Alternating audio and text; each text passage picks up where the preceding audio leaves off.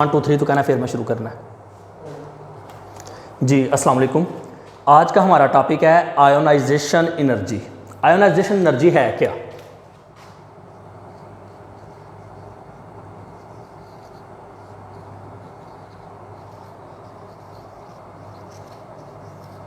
Suppose करें हमारे पास एक एटम है,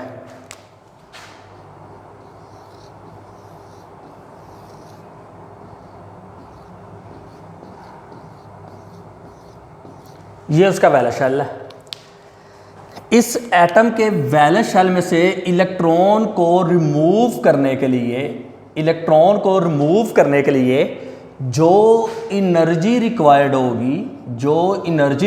होगी इसको क्या कहेंगे? Ionization energy. मैं लिख देता हूं the minimum amount of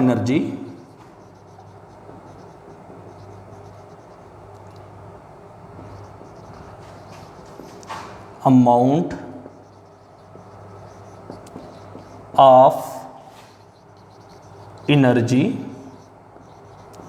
which is required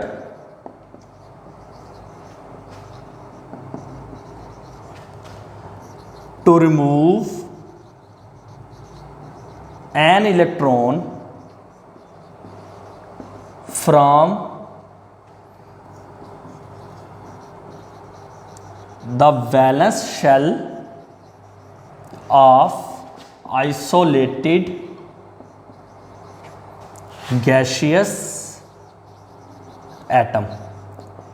अब मैंने एक इधर वर्ड यूज किया है आइसोलेटेड गैसियस एटम। इसका मतलब क्या है? आइसोलेटेड का मतलब होता है लैदा और गैसियस एटम का मतलब होता है गैसियस फॉर्म में। क्लियर हुई ये चीज? कहता है the minimum amount of energy which is required to remove an electron from the valence shell of isolated gaseous atom. अगर बात की जाए कि कोई एटम जो है एक से ज्यादा भी आयोनाइजेशन एनर्जी की वैल्यू शो कर सकता है। हाँ जी, कोई भी एटम जिसके वैलेंस शेल में एक से ज्यादा इलेक्ट्रॉन होंगे वो एक से ज्यादा आयोनाइजेशन एनर्जी की वैल्यू शो करेगा। लेट्स सपोज मैं लिखता हूं इधर सोडियम, इधर मैं लिखता हूं सोडियम का एटॉमिक नंबर है 11, 1s2 2s2 2p6 3s1। इसके वैलेंस शेल कौन सा है? इसका वैलेंस शेल है 3rd। वैलेंस शेल में कितना इलेक्ट्रॉन है? एक। तो ये कितने आयोनाइजेशन एनर्जी की वैल्यू शो कर सकता है? सिर्फ और सिर्फ एक आयोनाइजेशन एनर्जी की वैल्यू शो कर सकता है। अब बात करते हैं मैग्नीशियम की। Magnesium atomic number 12, 1s2 2s2 2p6 3s2। इसका वैलेंस शेल आ रहा है 3rd वाला। इसका वैलेंस शेल कौन सा आ रहा है? 3rd वाला। उसमें कितने इलेक्ट्रॉन है? 2। तो ये क्या करेगा? अपने 2 इलेक्ट्रॉन रिलीज कर देगा। अब 3rd बात करता हूं एल्युमिनियम की। 13, 1s2 2s2 2p6 3s3। जी, इसका वैलेंस शेल कौन सा आ रहा है? तीसरा। और तीसरे के अंदर कितने इलेक्ट्रॉन पाए जा रहे हैं? 3 इलेक्ट्रॉन पाए जा रहे हैं। इट मींस ये क्या कर सकता है? 3 जो है आयोनाइजेशन एनर्जी की वैल्यूज शो कर सकता है। इसके बाद अगर बात की जाए कि इसके यूजेस क्या हैं, ये किधर यूज होता है? Uses of ionization energy.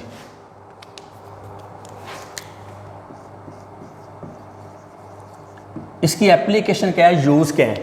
तो मेरे बच्चों ये हमें क्या बताता है? किसी एटम की रिड्यूसिंग प्रॉपर्टी बताता है। किसी एटम की क्या करता है? रिड्यूसिंग प्रॉपर्टी को बताता है। दूसरा काम ये क्या करता है? किसी भी एटम का मेटालिक करैक्टर बताता है। क्या करता है? मेटालिक करैक्टर बताता है। ये कैसे बताता है? जरा दोनों चीजें समझिएगा। पहले रिड्यूसिंग प्रॉपर्टी। रिड्यूसिंग प्रॉपर्टी है क्या? ये दूसरे की क्या कर देता है? रिडक्शन। लेकिन अपनी इसकी क्या हो जाती है? ऑक्सीडेशन। ऑक्सीडेशन मतलब क्या होता है? Loss of electron. कोई एटम जितना इजीली अपना इलेक्ट्रॉन को लॉस कर देता है वो उतना ही अच्छा रिड्यूसिंग एजेंट होता है। उसके बाद बात करते हैं मेटालिक करैक्टर। मेटल उस चीज को कहते हैं जो इजीली अपना इलेक्ट्रॉन क्या करे? लूज कर दे।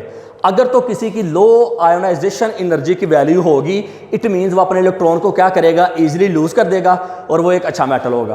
कहता है ये एक एंडोथर्मिक प्रोसेस है। कौन सा प्रोसेस है? Endothermic thermic process. जी, एंडोथर्मिक प्रोसेस कौन सा होता है? एक ऐसा प्रोसेस जिसमें हीट एब्जॉर्ब हो, जिसमें हीट क्या हो, एब्जॉर्ब हो, उसको क्या कहते हैं? Endothermic process. अब कहता है क्या सिर्फ एक यही सिंपल मेथड है आयोनाइजेशन एनर्जी को डिटरमाइन करने का? नहीं, दूसरे मेथड भी हैं, अदर मेथड्स।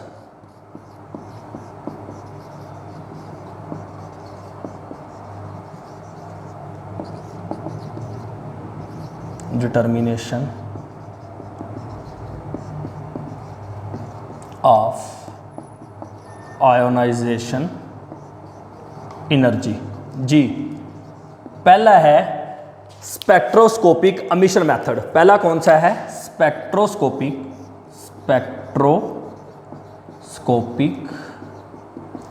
Emission spectrum. इसका क्या मतलब है? हम किसी एटम का क्या करते हैं? एमिशन स्पेक्ट्रम ऑब्टेन करते हैं। क्या करते हैं? एमिशन स्पेक्ट्रम ऑब्टेन करते हैं। जब हमारे पास उसका एमिशन स्पेक्ट्रम ऑब्टेन हो जाता है तो फिर एमिशन स्पेक्ट्रम में जो लाइन होती हैं उनकी स्टडी करके हम क्या करते हैं? आयोनाइजेशन एनर्जी को डिस्कस करते हैं। उसने इसको डिस्कस नहीं अभी आपके लेवल पे किया। दूसरी बात उसने की है X-ray spectroscopic method, X-ray spectroscopic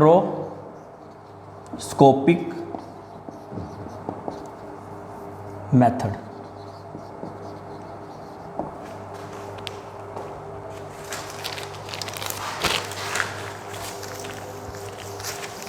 जो एक्सरे स्पेक्ट्रोस्कोपिक मेथड है, इसमें किस तरह हम क्या काम करते हैं?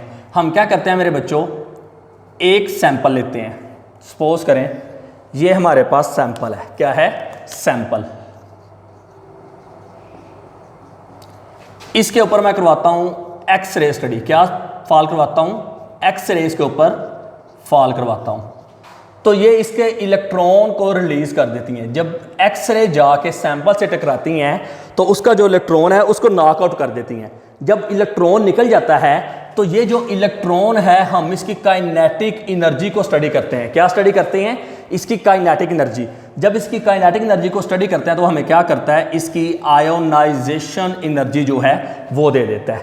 अब आ गया factor affecting the ionization energy. वो कौन कौन से फैक्टर हैं जो आयोनाइजेशन एनर्जी पे अफेक्ट होते हैं? Factor affecting ionization energy.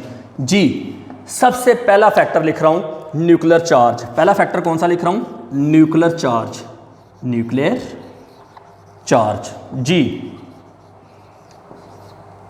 Nuclear charge होता क्या है? न्यूक्लियर चार्ज होता है किसी एटम की या न्यूक्लियस की अपने वैलेंस इलेक्ट्रॉन पे जो ग्रिप होती है उसको क्या कहते हैं? Nuclear charge. जितना किसी एटम का न्यूक्लियर चार्ज बढ़ता जाता है उसका इलेक्ट्रॉन निकालना उतना ही ज़्यादा मुश्किल होता जाता है और उसकी उतनी ही आयोनाइजेशन एनर्जी जो है ज़्यादा होती जाती है। कैसे? लेट्स इन शॉर्ट क्या कह रहा है वो, जो न्यूक्लियर चार्ज है, जो न्यूक्लियर चार्ज है ये डायरेक्टली प्रोपोर्शनल है आयोनाइजेशन एनर्जी के। दूसरा फैक्टर आता है, दूसरा फैक्टर है स्टेबिलिटी ऑफ इलेक्ट्रॉनिक कॉन्फ़िगरेशन। दूसरा फैक्टर कौन सा है? Stability of electronic configuration. जी, इसका मतलब क्या है? Electronic configuration.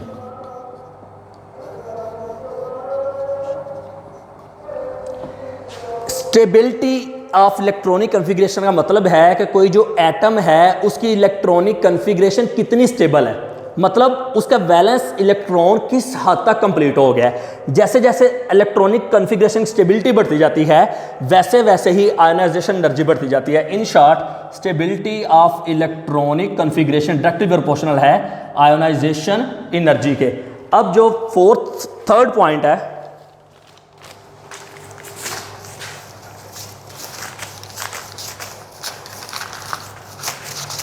जी, अब आ गया थर्ड पॉइंट। थर्ड पॉइंट क्या आता है? Atomic radius. थर्ड पॉइंट है एटॉमिक रेडियस।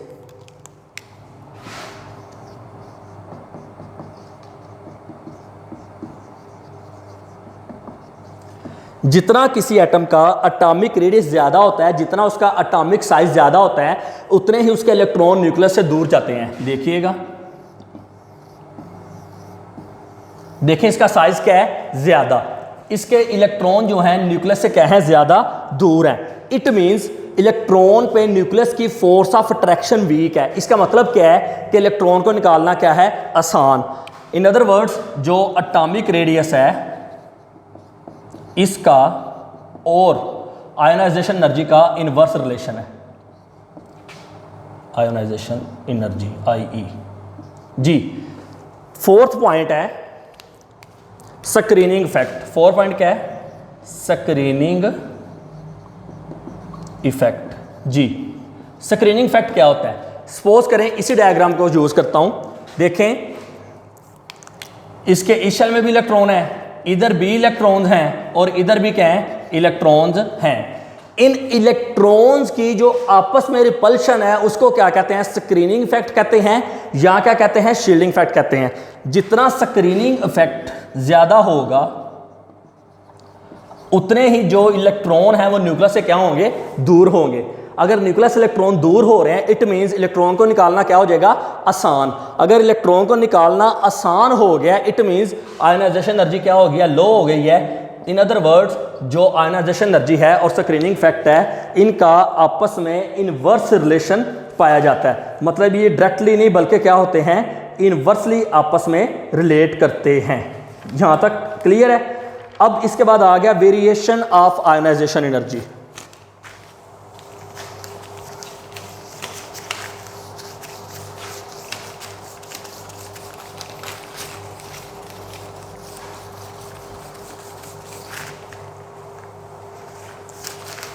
पॉज है ना। वेरिएशन ऑफ आयोनाइजेशन एनर्जी मतलब आयोनाइजेशन एनर्जी वेरी कैसे करती है पीरियोडिक टेबल के अंदर। पीरियोडिक टेबल के अंदर दो मेन चीजें होती हैं, एक होता है हॉरिजॉन्टल रोज और एक होता है वर्टिकल कॉलम। जो हॉरिजॉन्टल रोज होती हैं उनको पीरियड कहते हैं और जो वर्टिकल कॉलम होते हैं उनको क्या कहते हैं, ग्रुप्स कहते हैं। सबसे पहले मैं डिस्कस कर लेता हूं ग्रुप्स के अंदर। ग्रुप्स में इसकी वेरिएशन कहते हैं, अगर ग्रुप क्या होता है टॉप टू बॉटम, कहता है अगर हम ग्रुप के अंदर टॉप टू बॉटम मूव करते हैं तो जो आयोनाइजेशन एनर्जी है ये डिक्रीज होती है। ये क्या होती है, डिक्रीज होती है, कम होती है। क्यों कम होती है, क्या रीजन है, इसकी क्या वजूहत है, रीजन क्या है इसकी। पहली रीजन एटॉमिक साइज।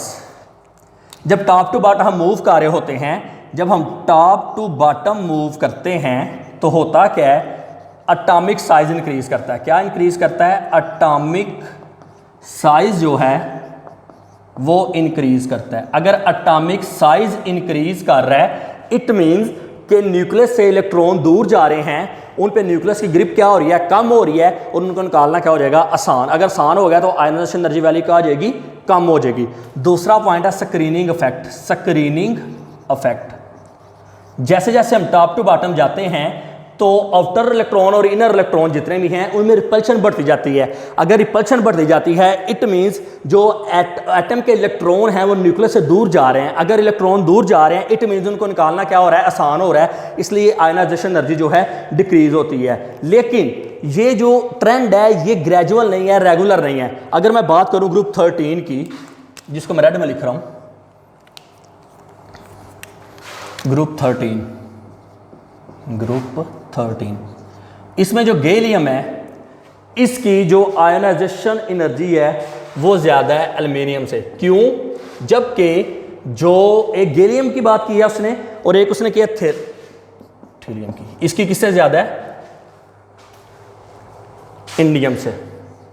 कहता क्यों ज़्यादा है, गैलियम की एल्युमिनियम से इसलिए ज़्यादा है क्योंकि इसके अंदर मेटालिक कॉन्ट्रैक्शन पाई जाती है। क्या पाई जाती है, मेटालिक कॉन्ट्रैक्शन पाई जाती है। जबकि जो ये है इसके अंदर क्या पाई जाती है, लैंथेनाइड कॉन्ट्रैक्शन पाई जाती है। दोबारा बोलता हूं, जो गैलियम है इसकी आयोनाइजेशन एनर्जी एल्युमिनियम से ज़्यादा क्यों है, क्योंकि इसके अंदर मेटालिक कॉन्ट्रैक्शन पाई जाती है। जबकि जो थीरियम है इसकी जो है आयोनाइजेशन एनर्जी इंडियम से ज़्यादा क्यों है, क्योंकि इसके अंदर लैंथेनाइड कॉन्ट्रैक्शन पाई जाती है। इसके बाद बात कर लेते हैं हम पीरियड्स की।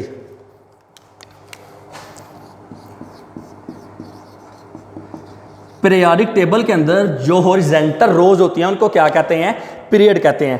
कहता है अगर हम एक पीरियड में लेफ्ट टू राइट मूव करें तो जो आयोनाइजेशन एनर्जी है ये इंक्रीज होती है। क्या होती है? इंक्रीजेज होती है, बढ़ती है। क्यों बढ़ती है? इसकी बढ़ने की रीजन क्या है?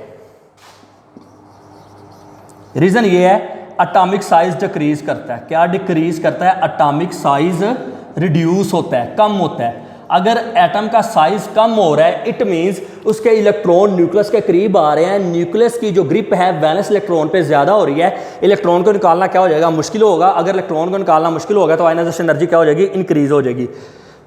और दूसरा क्या है? जो न्यूक्लियर चार्ज है वो भी इंक्रीज करता है। जब हम लेफ्ट टू राइट मूव करते हैं तो जो न्यूक्लियर चार्ज है ये भी क्या करता है? इंक्रीज करता है। मतलब क्या? न्यूक्लियस की जो ग्रिप है वैलेंस इलेक्ट्रॉन पे क्या हो जाती है? ज्यादा हो जाती है। अगर वैलेंस इलेक्ट्रॉन पे ज्यादा हो गई है इट मींस कि इलेक्ट्रॉन को निकालना मुश्किल है और आयनाइजेशन एनर्जी वैल्यू क्या हो गई है? ज्यादा हो गई है। अब कहता है कुछ इश्यूज हैं थर्ड ग्रुप के अंदर और फोर्थ ग्रुप के अंदर, वो क्या है?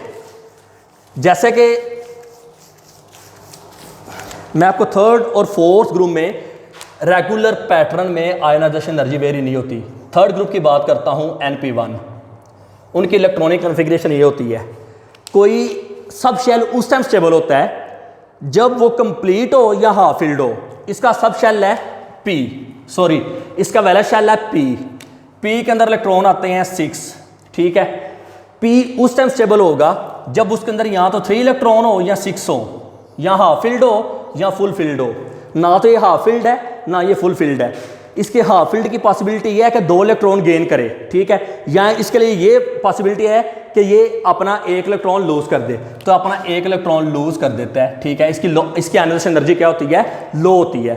उसके अलावा अगर बात की जाए NS2 की और NP4 की, कहते हैं इनकी भी जो आयनाइजेशन एनर्जी है वो लो होती है। क्यों होती है? ये ग्रुप है 6 और ये कौन सा है? थर्ड। कहते हैं ये क्यों होती है? कहता है अगर लिखा जाए P के होते हैं PX PY PZ, तीनों के अंदर 1 2 3 4। कहता है ये या तो 2 इलेक्ट्रॉन गेन करे या 1 इलेक्ट्रॉन लूज करे। ये अपना 1 इलेक्ट्रॉन इजीली लूज कर देती है, जिससे क्या हो जाता है? इसकी आयनाइजेशन एनर्जी की वैल्यू क्या हो जाती है? लो हो जाती है। इधर तक कोई मसला? इधर तक कोई भी मसला है तो पूछ लो। क्लियर है? काफ़ी।